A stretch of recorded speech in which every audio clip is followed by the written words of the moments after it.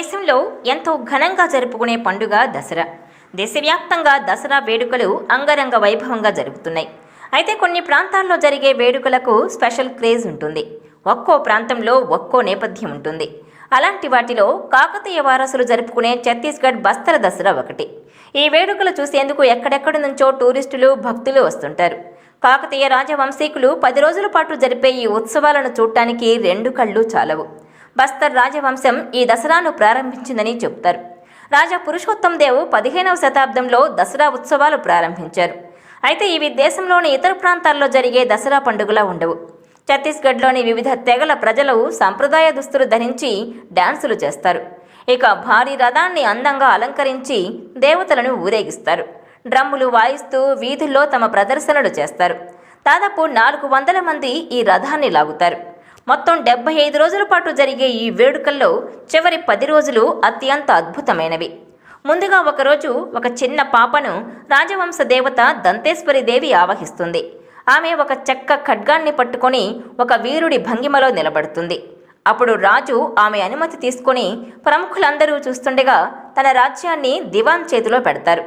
ఇది కున్వర్ అమావాస్య రోజు జరుగుతుంది. ఆ తర్వాత 10 రోజుల పాటు ఆ దివానే సంస్థానానికి జమీందారుగా వ్యవహరిస్తాడు. రాజకుటుంబం మొత్తం సామాన్యుళ్ళ దేవీ ఆరాధనలోనే ఉండిపోతారు. 2వ రోజున ప్రతిపాద అనే కార్యక్రమం జరుగుతుంది. దీంతో హారతి, నైవేద్యాలను అమ్మవారికి సమర్పిస్తారు. 9వ రోజున పల్లకిలో రాజప్రసాదానికి తీసుకొచ్చి దంతేశ్వరి విగ్రహానికి రాజకుటుంబం స్వయంగా స్వాగతం పలుకుతుంది. 10వ రోజున అమ్మవారి అనుమతితో రాజ్యాన్ని తిరిగి స్వీకరిస్తాడు మహారాజు.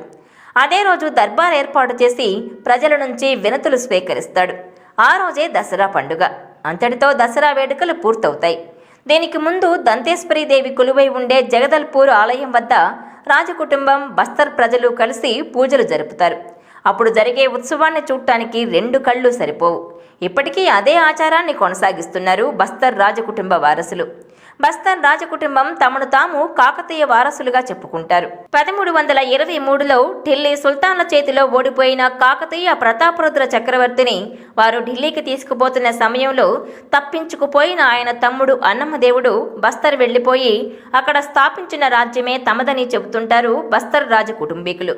1324లో స్థాపించిన ఈ రాజ్యం 1948లో స్వతంత్ర భారతంలో చేరిపోయింది. మహారాజా కమల్ చంద్ర బంజ్దేవ్ ఆ కుటుంబ వారసుడిగా ప్రస్తుతం ధార్మిక విధులు నిర్వర్తిస్తున్నారు. తెలంగాణ ఏర్పడిన తర్వాత ఆయన తన పూర్వీకులు పరిపాలించిన వరంగల్ ప్రాంతాన్ని సందర్శించారు. అయితే వీరి వంశ చరిత్రపై చరిత్రకారుల్లో భిన్న వాదనలున్నాయి. వీరు కాకతీయుల వారసులే అంటూ కొందరు నిర్ధారిస్తుండగా కాకతీయులతో వీరికి సంబంధం లేదని మరికొందరు వాదిస్తుంటారు.